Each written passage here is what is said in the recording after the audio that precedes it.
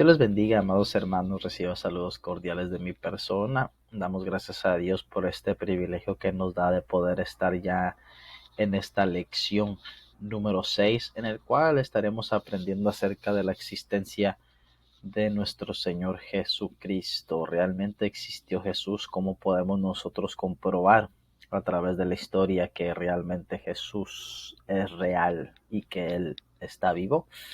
Vamos a aprender esto en lo que es esta lección, así que vamos a orar para que sea el Señor tomando control de cada una de las palabras que van a salir a continuación en este tiempo en el cual aprenderemos y nos edificaremos los unos a los otros. Padre, te damos gracias por tu infinita misericordia, gracias por tu amor, por tu bondad, gracias por darnos un día más para poder aprender de tu palabra, Señor, y poder armarnos para poder seguir defendiendo nuestra fe, Señor. Te pido que tu Espíritu Santo sea tomando el control y que seas tú abriendo nuestro entendimiento para poder comprender cada una de las cosas que vamos a ver a continuación. En el nombre poderoso de Jesús te damos la gloria. Amén y amén. ¿Existió Jesús, hermano? El cristianismo verdadero depende por entero de la verdad y la veracidad de Jesucristo. Ya lo hemos visto en nuestra clase anterior que el fundamento de nuestra fe o del cristianismo es Jesucristo, nuestro Dios, nuestro único Dios. Y vamos a darnos a la tarea, hermanos, de aprender las respuestas positivas para que nuestra proclamación de lo que es el cristianismo no se anula. Así que esta lección vamos a presentar lo que es la evidencia y la razón histórica de Jesús. De que Jesús, no solo existió, sino que fue Dios encarnado. Y a continuación vamos a ver lo que es el esquema de lo que presentan algunos argumentos. ¿Existió? ¿Cómo saber acerca de su vida?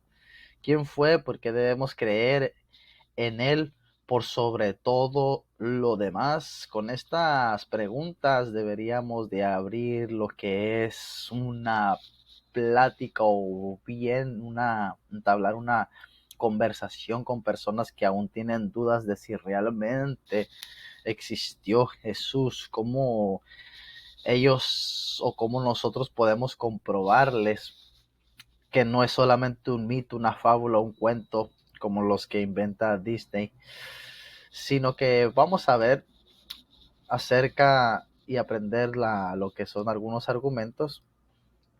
Y el argumento número uno que nosotros podemos dar es que los documentos del Nuevo Testamento son evidencia históricamente confiable. Eso es el punto número uno.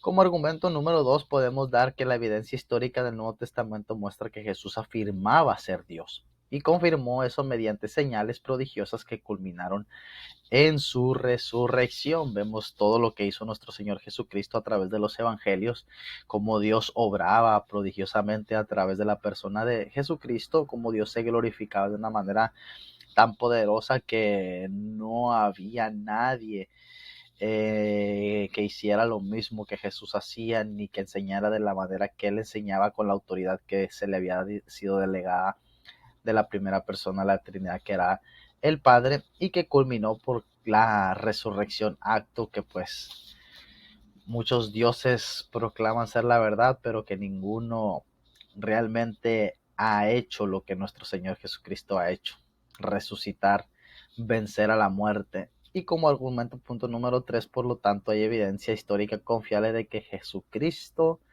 es Dios. Vemos estos puntos evidenciales y aprendemos que hay dos objeciones que son importantes que pueden plantearse a través de estos argumentos, y que el libro de texto nos dice que la evidencia histórica es relativa y no puede proporcionar conocimiento objetivo de lo que es acerca de los sucesos pasados. Ellos dicen que los historiadores nunca registran lo que realmente ocurre porque pueden ver el suceso solamente desde su propia perspectiva, o sea que no es un 100% objetiva.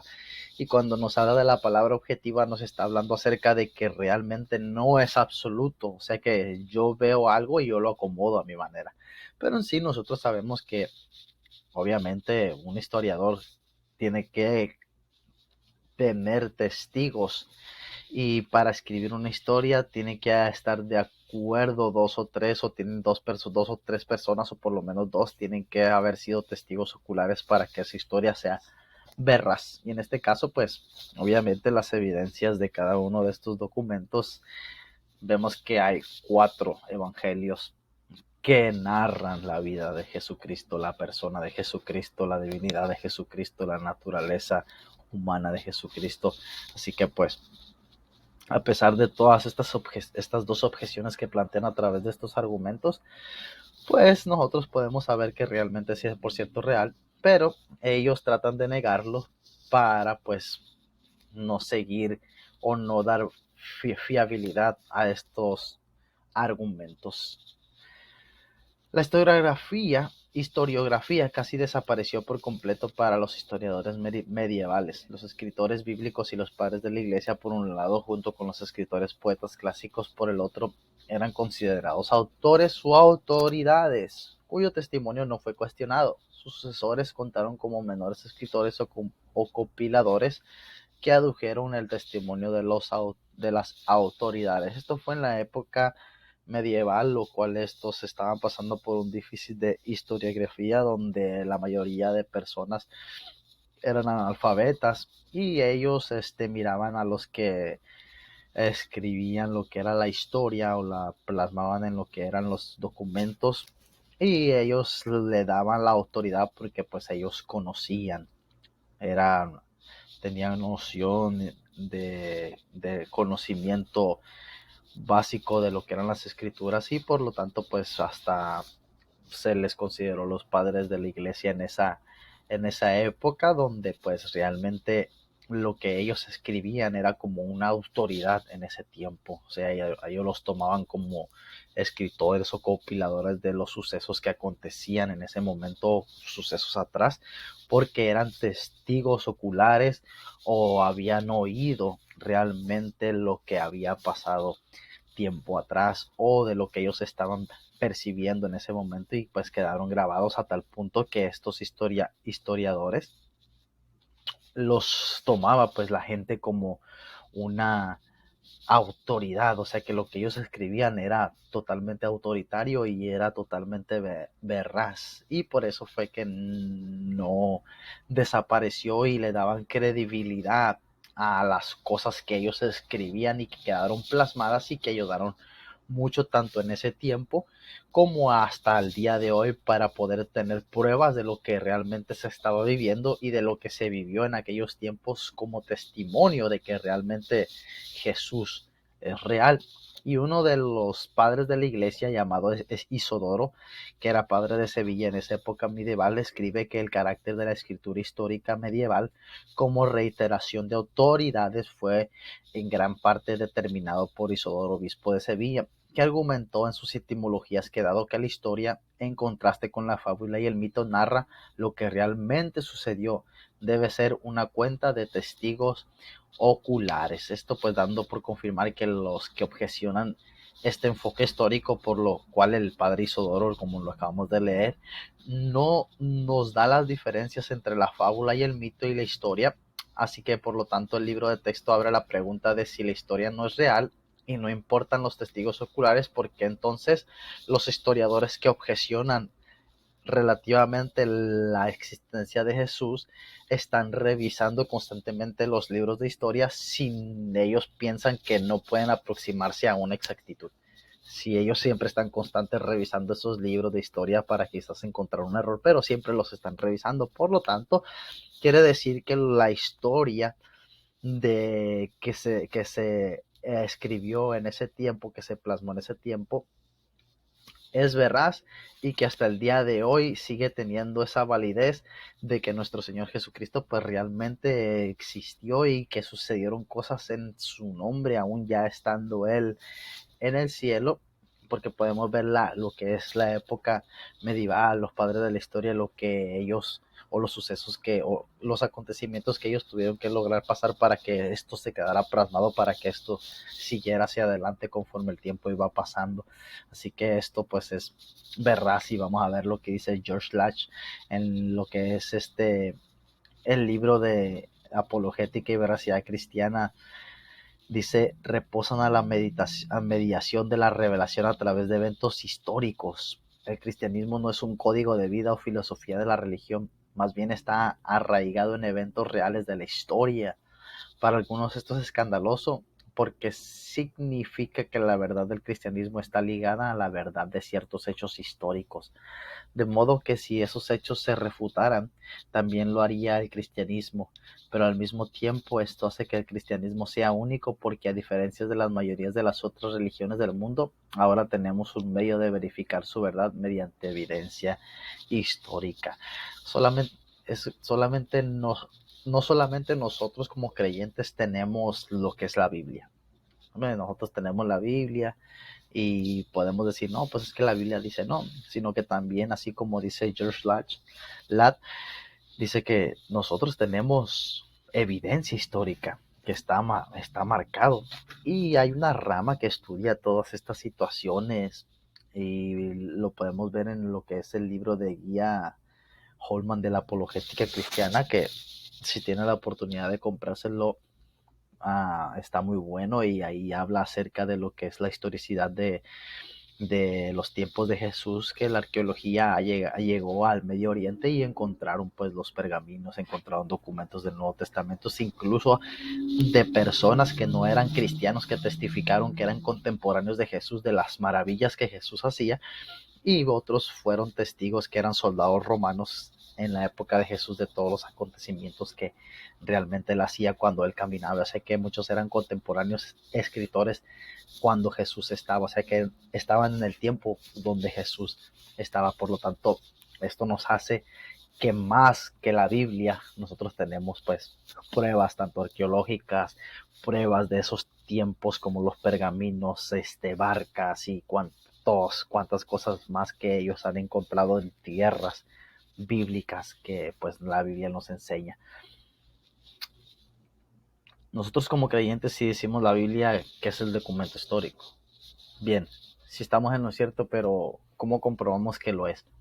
A continuación, pues vamos a considerar estos 4 puntos tan importantes y los vamos a tener que analizar bien para que nosotros podamos dar veracidad de que realmente la Biblia no solo es un documento religioso, sino que también es un registro histórico. Y eso es lo que pasa en el Nuevo Testamento. Y vamos a ver cuáles son los 4 puntos para que nosotros podamos defendernos de una manera, pues, que digamos, bueno, ¿tú quieres pruebas? Pues aquí te van. Y el primer registro evangélico dice que fueron escritos por testigos oculares en un lapso de unos 40 años siguientes a los sucesos referidos. Esto otorga credibilidad a sus relatos en la vez que asegura un razonable grado de exactitud. La Biblia no contiene un relato solo de esos hechos, sino al menos 4 que concuerdan a los hechos principales. Los relatos entregados en el Nuevo Testamento concuerdan con la evidencia de los historiadores judíos y seculares del primer y segundo siglo de la era cristiana. La Biblia exactamente nota lo que hay del mundo antiguo. Por ejemplo, Lucas cita 32 países, 54 ciudades, 9 islas y varios gobernantes. Estas son las cosas que nosotros tenemos que considerar básicamente para dar testimonio histórico de que realmente la Biblia no solamente es un libro de hadas o un libro de fábulas o un libro de mitos, no un libro religioso más como el de los budistas, el de los mormones, no, sino que nosotros tenemos evidencia histórica a través de estos puntos de los registros evangélicos acerca de la Biblia, que son hechos principales que concuerdan de un testigo a otro testigo, que son relatos entregados que son del Nuevo Testamento, que evidencian no solamente cristianos, que no solamente judío-cristianos, sino que son personas seculares que estaban en el primer y segundo siglo de lo que era la era cristiana. Ellos vieron el caminar de Jesucristo, ellos vieron el desarrollo de la iglesia, que lo escribieron y después se encontraron y son testimonios para que podamos nosotros demostrar que la Biblia es real y no solamente es un libro religioso. Por ende, cuando nosotros vemos el 4 punto y vemos lo que Lucas registraba en la Biblia, en los evangelios, tanto en el libro de los Hechos como él hace mención de 32 países que actualmente quizás se les cambiaron el nombre, pero que siguen estando en el mismo punto geográfico que se narra la Biblia. Él narra 54 ciudades, él narra 9 islas y narra gobernantes que historiadores seculares también. Ellos marcaron en la historia en sus documentos que están escritos en la Biblia. Entonces, ¿qué más puntos nosotros podemos aprender para que nosotros demos veracidad de que la Biblia es realmente una prueba histórica de lo que era la vida, el personaje y la muerte de nuestro Señor Jesucristo? ¿Quién fue Jesús? Por tanto, el mismo Señor les dará señal. He aquí la Virgen concebirá y dará a luz un hijo y llamará su nombre Emmanuel, y él comerá leche cuajada y miel hasta que sepa desechar lo malo y escoger lo bueno. No sé por qué se me descompusieron las imágenes. Estoy viendo que aquí varias diapositivas se les fue la imagen. Bueno, por tanto, el mismo es la profecía de Isaías 7:14, donde documenta que Jesús se iba a encarnar, el mismo Dios se iba a encarnar en una mujer virgen para que él pudiera optar por la naturaleza humana. O sea que el Dios se iba a encarnar. Por ende, el profeta Isaías da por su nombre como un título llamado Emmanuel. Recordemos que Jesús tiene muchos títulos y cuando nació pues realmente no le pusieron Emmanuel, le pusieron Jesús. Y pues sabemos que Emmanuel significa Dios con nosotros. Por lo tanto, ahí se enfoca pues realmente en lo que son las dos naturalezas, como yo lo vuelvo y lo repito, que era tanto la humana como la divina, pero en una perfecta unidad. Ahora veamos las dos naturalezas. La humanidad de Jesús, esa era la naturaleza humana que él tenía, pero era Dios. O sea que era una perfecta unidad. No era que Dios solamente era humano, no era que Dios solamente era Dios, no. Era humano y era Dios, que era una perfecta unidad. Ahora, ¿cómo lo logramos detallar un poquito más? Bien. Aunque algunos autores insisten en que Jesús fue solamente hombre, otros, los que siguen una doctrina llamada docetismo, dicen que solo parecía ser humano, pero que en realidad arguyen que era un fantasma, una aparición sin sustancia física, un espíritu puro con la ilusión de una forma material. Si así fuera, entonces Cristo no fue tentado realmente, como nos pasa a nosotros, ni tampoco murió en realidad, porque un espíritu no puede hacer tales cosas. Bueno, los docetistas dicen que Jesús solamente era un fantasma, así como lo narran muchas veces en la Biblia, cuando estaban los 12 apóstoles en la barca y se levanta la tempestad y dicen, un fantasma. Muchos se agarran de ese versículo para poder afirmar que Jesús era un fantasma y era un espíritu y que realmente él no tenía un cuerpo materializado. Por lo tanto, pues la Biblia nos demuestra que realmente Jesús fue real como nosotros. Dice, además, no habría sido realmente uno de nosotros, ni podría sustituirnos en la expiación por nuestros pecados. Por otro lado, su resurrección no pudo ser más que un regreso a su estado natural, carente de toda repercusión en cuanto a nuestro futuro. Debemos demostrar que Jesús fue plenamente humano debido a esta doctrina que enseña que los pies de Cristo nunca tocaron el suelo por completo. Bien, Pablo escribe que Jesucristo se despojó a sí mismo y se hizo siervo, pero siguió siendo Dios.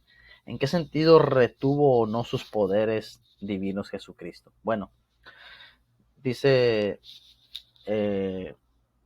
el libro de Sproul, que se llama Qué buena pregunta, que el concepto de despojarse, de lo que habla Pablo, dice que constituyó una feroz controversia en el siglo XIX y actualmente perduran algunos elementos de ella.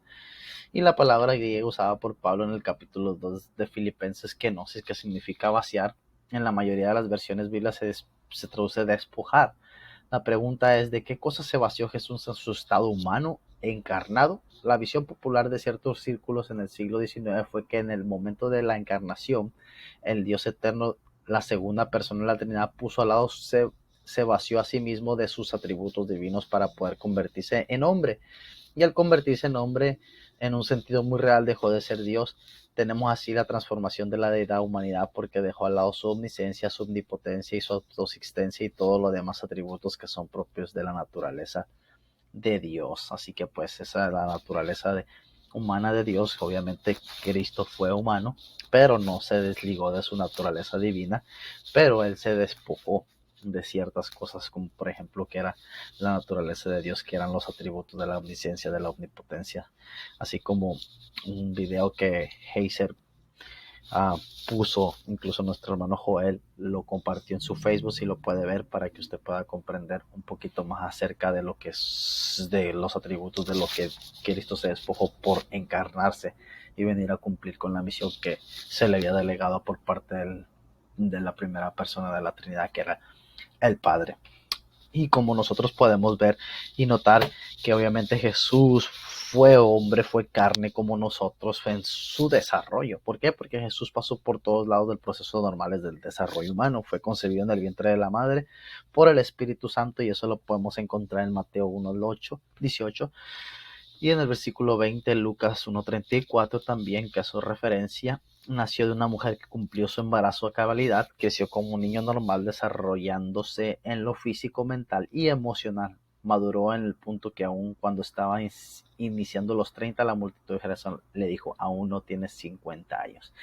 Cuando cumplieron con los requisitos de la ley del Señor, volvieron a Galilea, a la ciudad de Nazaret. El niño crecía y se fortalecía y se llenaba de sabiduría, y la gracia de Dios estaba sobre él. Esto lo podemos ver ahí en los evangelios, de que como el niño crecía. Un espíritu, obviamente, como dicen los docetistas, no puede crecer ni desarrollarse, porque es espíritu. Por lo tanto, no hay tiempo en lo que es el tiempo. Bueno, en sí no hay tiempo para los espíritus, para los ángeles, todo eso, pues sabemos que todo eso se maneja en lo que es el Kairos. Pero cuando nosotros vamos a ver que Cristo se encarnó, se limitó a nuestro tiempo, que es el Cronos, y por lo tanto él dice, la Biblia y narra que el desarrollo de Jesucristo era como una persona normal. Fue concebido en el vientre de María y después fue dado a luz, y el niño crecía como todo un niño normal de carne y hueso. Y la Biblia nos da algunos datos para que nosotros podamos comprender que realmente Jesús fue como nosotros, que nacimos.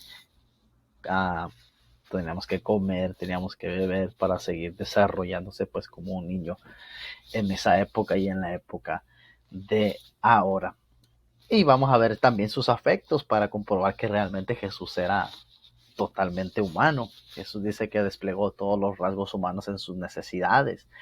En lo tocante a lo físico, tuvo hambre, lo podemos ver en Mateo 4:2. Tuvo hambre y sed, se cansó. Respiraba como todo ser humano, Lucas 23:46. Referente a lo emocional, expresó pena, asombro, rabia y dolor y compasión. También fue tentado a pecar, aunque no se rindió a la tentación. El versículo más corto de la Biblia habla profundamente de la humanidad de Jesús en su vida interior, y dice: Jesús lloró. Un versículo que todo mundo no sabemos. Cuando el pastor nos dice que nos aprendamos un versículo de memoria, ahí podemos ver la humanidad de nuestro Señor Jesucristo, que Jesús lloró. Por lo tanto, tenía emociones, sentimientos, era de carne y hueso, totalmente como nosotros. Vemos que cuando estaba en el desierto y terminó lo que era pues los 40 días de ayuno y oración, fue tentado por Satanás, y al final pues dice la Biblia que los ángeles le atendían. Me imagino que le llevaron su mojarrita bien asada para que entregara y empezara su ministerio de una manera poderosa. Sabemos que también él se enojaba cuando miró ahí a los vendedores pues vender ahí afuera del templo, cuando enfrentaba a los fariseos y les hablaba de su hipocresía. Y pues también cuando llegó a la tumba de Lázaro, su buen amigo, dice que sintió dolor, y cuando miraba todas aquellas almas estando extraviadas, yendo para escuchar sus palabras, dice que tuvo compasión de ellas. Entonces pues vemos que nuestro Señor Jesucristo también sentía lo que nosotros pues sentimos hasta el día en día, pues comprobando no solamente que solamente era un espíritu, sino que también él era Dios, era humano. La muerte de nuestro Señor Jesucristo, nada más opuesto a la naturaleza divina que la muerte. Sin embargo, Jesús tuvo una muerte humana, presenciada por mucha gente, incluyendo a Juan. Un pequeño grupo de seguidores de los soldados y la multitud se burlaba. Su muerte fue también confirmada por los verdugos profesionales de Roma. Fue enterrado de acuerdo con las costumbres de la época en una tumba. Imposible ser más humano que eso. Pues vemos, hermano, que el libro de texto nos muestra cada uno de estos detalles a lo que es, pues, cómo va a morir un fantasma. Sería ilógico. ¿Cómo vamos a ver un fantasma? ¿Cómo le vamos a escuchar a un fantasma? Bueno, en sí, yo nunca he visto uno. Si usted ha visto uno, me lo puede testificar. Pero vemos que, pues, obviamente Jesús nos confirma una vez más a través de los hechos que están escritos en lo que es la Biblia, que es un documento histórico del Nuevo Testamento. Narra que, pues, la muerte de Jesucristo fue tanto como cruel, pero, pues, nos demuestra que un humano tiene que morir. Y así es como murió Jesucristo. Y no solamente lo narra, sino que también hubo testigos oculares, pues, personas que pudieron haber escrito la historia que estaba aconteciendo en ese momento, para que a través de los años se quedara como un hecho histórico y así poder tener veracidad de lo que pasó. Y no solamente por ellos, sino que no solamente por los seguidores ni por la madre, sino que dice la Biblia que Juan estaba mirando la muerte de nuestro Señor Jesucristo, cómo lo mataban, incluso cómo se burlaban, incluso también los soldados profesionales de Roma estaban mirando la muerte de Jesucristo. Por lo tanto, es una evidencia más de que Jesucristo era humano. Así que vamos a ver la otra naturaleza, que aquí notamos que es divina, y Jesús fue testificada por sus discípulos. Ellos escucharon y vieron el poder que acompañaban sus enseñanzas. Los apóstoles lo llamaron de acuerdo con su Señor, el primero y el último, Apocalipsis 1:17. Ellos lo llamaron aquella luz verdadera. Ellos lo llamaron la roca de ellos, el marido. Lo llamaron también el príncipe de los pastores y el gran pastor. Atribuyeron a Jesús los poderes de Dios. Dios es el único que puede hacer ciertas cosas, pero esas mismas cosas se las atribuyen a Jesús, sus discípulos. Se dice que Él puede levantar a los muertos y perdonar pecados. Además que es agente principal de la creación del universo y el sostenimiento de su existencia. Ciertamente solo se puede decir de Dios que Él es el creador de todas las cosas, pero los discípulos reclamaron ese poder para Jesús. Jesús era Dios. Aquí estamos viendo lo que es la naturaleza divina. Acabamos de ver que Jesús es humano, pero también es Dios. Sé que sus naturalezas estaban ligadas, y pues vemos que Jesús era Dios, por tanto no tenía pecado. Y algunos de los enemigos de Jesús pues levantaron falsas acusaciones en contra de él, pero la sentencia emitida por Pilato en su juicio ha sido veredicto de la historia. Vemos que era un Dios sin pecado, era Dios encarnado que no pecaba. Así que pues vemos que un soldado al pie de la cruz concordó que verdaderamente este hombre era justo. Vemos que Dios no tenía nada de pecado, no había concebido el pecado. Dice la Biblia que la prueba real, en el libro de texto dice que la prueba real es lo que dijeron los más cercanos a él en cuanto a su modo de ser. Sus discípulos vivieron y trabajaron muy cerca con él durante varios años, sin que sus opiniones acerca de él cambiaran en absoluto. Pedro llamó a Cristo el Cordero sin mancha y sin contaminación, el cual nos hizo pecado. Juan lo llamó Jesucristo el justo. Él es justo. Pablo expresó la creencia unánime de la iglesia primitiva de que Cristo no conoció pecado. Y el escritor de Hebreos dice que él fue tentado como hombre, pero sin pecado. El mismo Jesús desafió a sus acusadores diciendo: ¿quién de vosotros me redarguye de pecado? Pero nadie pudo encontrarlo culpable de algo. En este caso, el carácter impecable de Cristo testifica doblemente que él decía era verdad, y entrega pruebas que lo avalan, como él mismo indicó, y además nos asegura que no mintió cuando dijo que era Dios. Murió el Dios, pero resucitó. Lo veremos antes de su muerte y después de la resurrección. Vemos que Dios nos muestra su naturaleza divina a través de los testigos oculares que eran los apóstoles, sus discípulos, que tenían muchos discípulos, le atribuyeron que él era Dios, y también Pedro y algunos discípulos testificaron como Pablo que él era el Cordero sin mancha. Él no tenía pecado, él mismo decía que él no mintió. Así que vemos que Dios murió y por lo tanto es resucitó. Pero antes de ver la resurrección, vamos a ver cómo fue la muerte de Jesucristo, porque pues para hablar de la resurrección primero hay que ver cómo es que murió, comprobando nuevamente la humanidad, pero también la naturaleza divina, porque él era Dios a través de los testigos oculares de ese tiempo que testificaron que él no pecó. O sea que murió un justo, murió Dios en la cruz del Calvario, murió el Hijo de Dios. Jesús predicó su propia muerte. Jesús también predijo su propia resurrección en varias ocasiones, hasta en el comienzo mismo de su ministerio, diciendo: destruid este templo, y en 3 días lo levantaré. Juan 2:19, y agregó: porque como estuvo con Jonás en el vientre del gran pez 3 días y 3 noches, así estará el Hijo del Hombre en el corazón de la tierra 3 días y 3 noches. Jesús solía decirle a quienes presenciaban sus milagros y que según porfiadamente que seguían incrédulos, la generación mala y adúltera demanda señal, pero señal no le será dada sino la señal del profeta Jonás. Luego de la confesión de Pedro, Jesús comenzó a enseñarles que era necesario el Hijo del Hombre padecer mucho y ser muerto, y resucitar después de 3 días, lo que se convirtió en parte esencial de su doctrina desde entonces hasta su muerte. Además, Jesús enseñó que se levantaría de los muertos por sí mismo al decir: tengo poder para poner su vida, y tengo poder para volver a tomarla.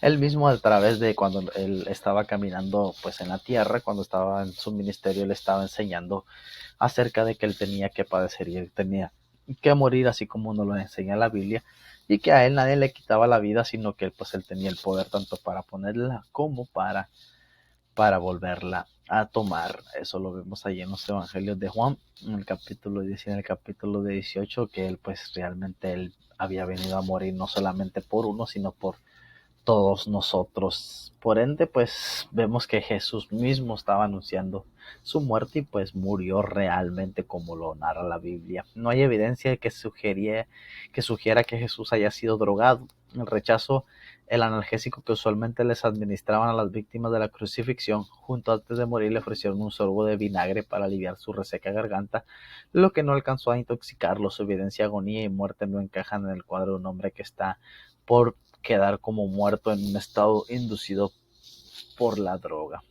Antes que podamos demostrar que Jesús se levantó a los muertos, pues tenemos obviamente que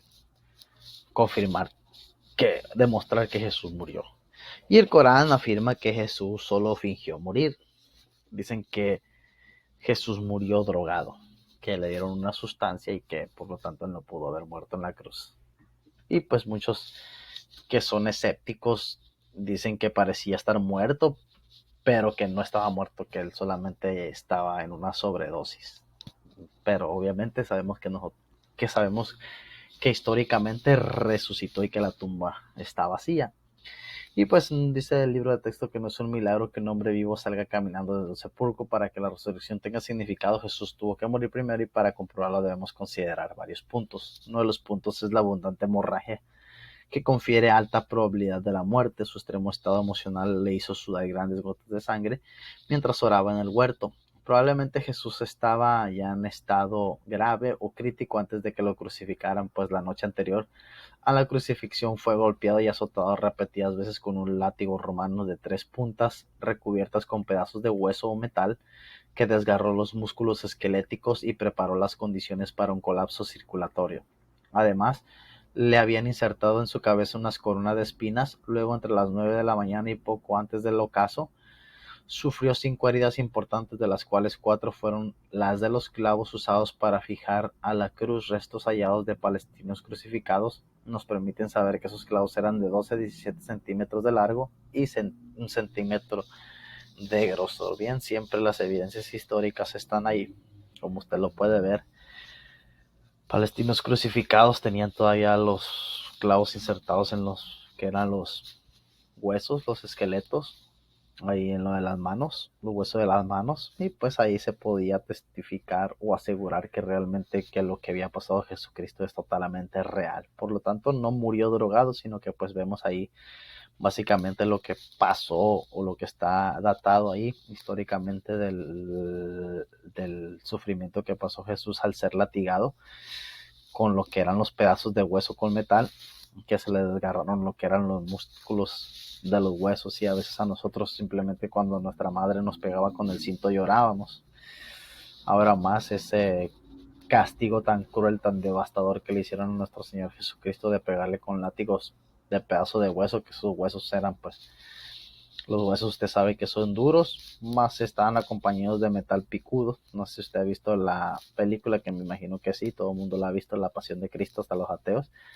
Vemos un poquito de lo que pues realmente pudo haber padecido nuestro Señor Jesucristo. Pues hay algunas cositas que están censuradas que pues obviamente el ojo humano no las puede ver, pero que el Señor Jesucristo las pasó, y ahí vemos una imagen de lo que nos muestra pues el texto, el libro de texto en el cual nos estamos apoyando, pues nos muestra esta imagen de cómo pues quien realmente puede resistir que la atraviesen pues hasta los huesos. Mire cómo pues básicamente estaba perforando, pasando por el en medio de lo que es el brazo, la muñeca pues de nuestro Señor Jesucristo. Está hablando el clavo del madero, y ahí menciona lo que es el nervio mediano, la arteria radial, el flexor pollicis, el flexor reticular nervio, arteria cubital. No tengo mucha noción acerca de eso, pero pues al ver la imagen pues sí está un poco cruel esa situación.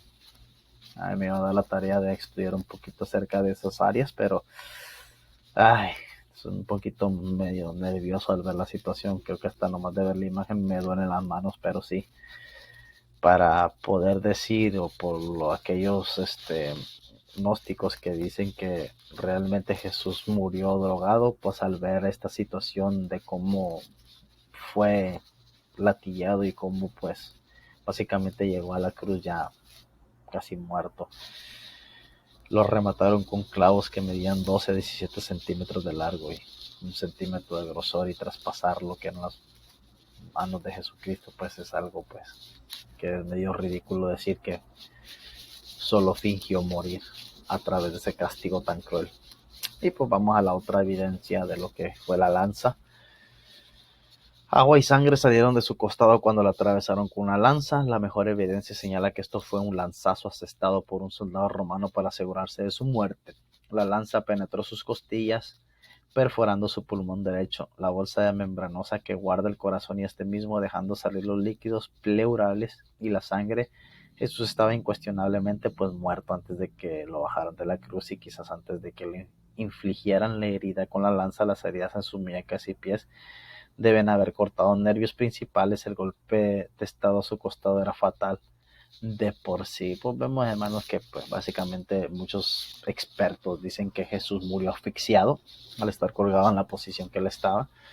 Dicen que no tenía básicamente todos los pulmones, no tenían el espacio para respirar o retener el suficiente oxígeno para poder sobrevivir. Pero hermano, después de todo lo que pues le hicieron a nuestro Señor Jesucristo, y dicen que muchos expertos dicen que ya básicamente él ya había llegado agonizando a la cruz, y pues fue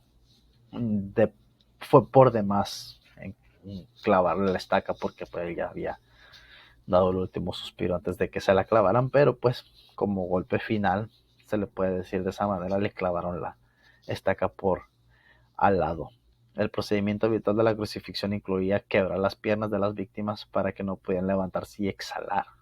Los crucificados se asfixiaban, pues sus pulmones se llenaban de dióxido carbónico. Valga la aclaración, a todos los crucificados les quebraron las piernas, pero verdugos romanos profesionales sin dar un momento declararon muerto a Cristo sin quebrar sus piernas. Pues básicamente ya estaba muerto de todo lo que había pasado. Era necesario que él padeciera de esa manera para cumplir las profecías que estaban en el Antiguo Testamento. Pero sabemos que no solamente iba a estar muerto, sino que iba a suceder el milagro más grande, que era su resurrección. Pues vamos a hablar de lo que era lo que es la muerte de nuestro Señor Jesucristo. Podemos datar históricamente como no solamente sus discípulos, sino que soldados y los verdugos profesionales de esa época también pues fueron testigos oculares de su humanidad, fueron testigos de su muerte, algunos testigos de ellos mismos. Me imagino yo que en ese tiempo pues había seguidores de él que no se pudieron aguantar las ganas de ver cómo sufría y pues estuvieron ahí también como testigos, perdón. Ahora vamos a ver acerca de lo que es la resurrección, el acto más importante históricamente hablando, porque hay muchos que dicen ser Dios, hay muchos líderes religiosos que profesan la verdad, pero que nunca abandonaron sus tumbas. Hay un dicho por los evangélicos muy famoso que dice: Buda dijo que era Dios, pero nunca abandonó la tumba. Y citan a varios líderes religiosos, y al final pues mencionan a Jesucristo, el que marcó la historia hace 2000 años, después y antes. Vemos cómo él murió, pero que también resucitó, y pues que la tumba donde supuestamente lo pusieron o donde lo pusieron está vacía. Y por eso es que nosotros no hacemos vana nuestra predicación, porque sabemos que Cristo resucitó y él vive. Así que la resurrección de Cristo, el Antiguo Testamento y el Antiguo Testamento predijo la resurrección tanto con declaraciones específicas como por inferencias lógicas. Primero, hay pasajes específicos del Antiguo Testamento que los apóstoles citaron como aplicables a la resurrección de Cristo. Como sabemos que David murió y fue enterrado, Pedro dice que debe haberse referido al Cristo cuando decía: no dejaré mi alma en el Hades, ni permitirá que tu santo vea corrupción. Pablo sin duda usa pasajes como ese en las sinagogas judías cuando discutió con ellos, declarando y exponiendo por medio de las escrituras que era necesario que el Cristo padeciese y resucitara de entre los muertos. Ya desde el Antiguo Testamento ya se venía hablando de que Cristo, el Padre, no iba a dejar ver corrupción a su Hijo, y tampoco lo iba a dejar en el Hades, sino que lo iba a hacer resucitar de entre los muertos. Se iba a decir esa frase tan famosa que cita Pablo acerca de dónde está, o muerte, tu aguijón, o dónde está el sepulcro, tu victoria, aleluya. Así que su resurrección es la tercera vertiente de pruebas de que apoyan a Jesús. En cuanto a que es Dios, es la mayor y más grandiosa de todas. Nada como esta es proclamado por otra religión, y ningún otro milagro cuenta con tanta evidencia histórica que lo conforme. Jesucristo se levantó de los muertos en un cuerpo transformado al tercer día de haber fallecido. Se le apareció en su estado resucitado a más de 500 de sus discípulos en un mínimo de 8 ocasiones diferentes durante un periodo de 40 días. Conversó con ellos, comió con ellos, dejó que tocaran su cuerpo y hasta les cocinó un desayuno. Imagínense, hermanos, si ese suceso hubiera sido ahorita, en este momento, con los platillos que tenemos típicos de cada país, pues si hubiera resucitado en México nos hubiera hecho unas enchiladas o cualquier otra cosa, ¿verdad? Aleluya. Así que pues él se le apareció a sus discípulos y dice que hasta les cocinó. Eso está datado en la Biblia. Este milagro de la resurrección cobra aún mayor significación, ya que se predijo tanto en el Antiguo Testamento como por el mismo Jesús que él se levantará de los muertos. Jesús apoyó sus argumentos de que era deidad con la sola resurrección cuando trató con gente que rehusaba creer a pesar de sus milagros, puesto que sabemos que el Nuevo Testamento proporciona información histórica exacta. Todo lo que tenemos que hacer aquí es examinar esa evidencia y responder algunas objeciones que se han planteado para eliminar la resurrección. Siempre existen objeciones para eliminar la resurrección, pero está más que datado históricamente que Jesús dejó la tumba. Así que pues le servimos a un Dios vivo. Jesús apareció resucitado. Jesús fue visto después de morir por más de 500 personas en 12 ocasiones diferentes, y constituye la prueba más sobresaliente de que se levantó a los muertos. Las declaraciones de fe en 1 Corintios 15, 3 al 5 corresponden a una época muy temprana en la vida de la iglesia y fueron formuladas a los pocos años de la muerte de Jesús, por lo cual tienen enorme confiabilidad histórica. Jesús aparece a sus discípulos y no nada más a 2 o 3, sino a 500 que testificaron, y se empezó a regar, y desde ahí se empezó a escribir la historia que se narra en los Hechos, y hasta el día de hoy seguimos escribiendo esa historia. Hechos es un libro histórico y seguimos escribiendo la historia nosotros como creyentes en el siglo XXI, en el año 2023, porque en primer lugar les he enseñado lo que también recibí, que Cristo murió por nuestros pecados conforme a las Escrituras, que fue sepultado y que resucitó al tercer día conforme a las Escrituras, que apareció a Pedro y después a los 12, luego apareció a más de 500 hermanos a la vez, de los cuales muchos viven todavía y otros ya duermen. Luego apareció a Jacobo y después a todos los apóstoles, y el último de todos, como aún ha sido fuera de tiempo, me apareció a mí también. Pues yo soy el más insignificante de los apóstoles y no soy digno de ser llamado apóstol porque persigue la iglesia de Dios. Pero por gracia de Dios soy lo que soy y su gracia para conmigo no ha sido en vano. Más bien he trabajado con afán más que todos ellos, pero no yo, sino la gracia de Dios ha sido conmigo, porque ya sea o sea ellos, así predicamos y así hemos creído, porque Cristo ha resucitado, y así como se le apareció a las 12, se apareció en mi vida gracias a la palabra del Señor. Gloria sea el nombre del Señor. Así que, hermanos, Cristo resucitó. Tenemos más que evidencias, tenemos la Biblia, que más que un libro de religiosos, son documentos pues históricos que avalan la existencia de nuestro Señor Jesucristo, que avalan que Jesucristo fue humano, que avalan la muerte y que avalan la resurrección, y que la tumba está vacía, porque no hay Dios más grande como el de nosotros. Solo hay un Dios, nuestro Señor Jesucristo, que venció la muerte. ¿Dónde está, oh muerte, tu aguijón?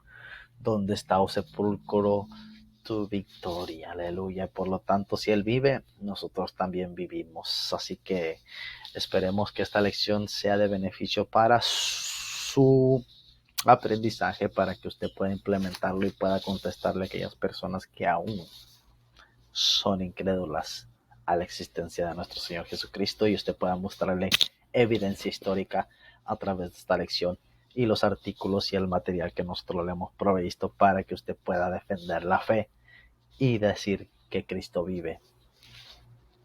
Aleluya. Padre, te damos gracias por esta lección. Te adoramos, te glorificamos, Señor, que seas tú añadiendo, Señor amado, cada día más el conocimiento, para que nosotros podamos comprobar, tanto históricamente como por nuestra fe, Señor, que tú eres real. Ayuda, Señor, a aquellas personas incrédulas que aún dudan de tu existencia, para que nosotros podamos ser de bendición y seamos esa luz que aclares toda confusión, Señor amado, para que toda tiniebla pueda salir de esas vidas. En el nombre de Jesús te damos gloria. Amén y amén. Hermano, nos vemos en la clase o la lección número 8. Que el Señor les bendiga. Hacia adelante, Maranata, Cristo viene.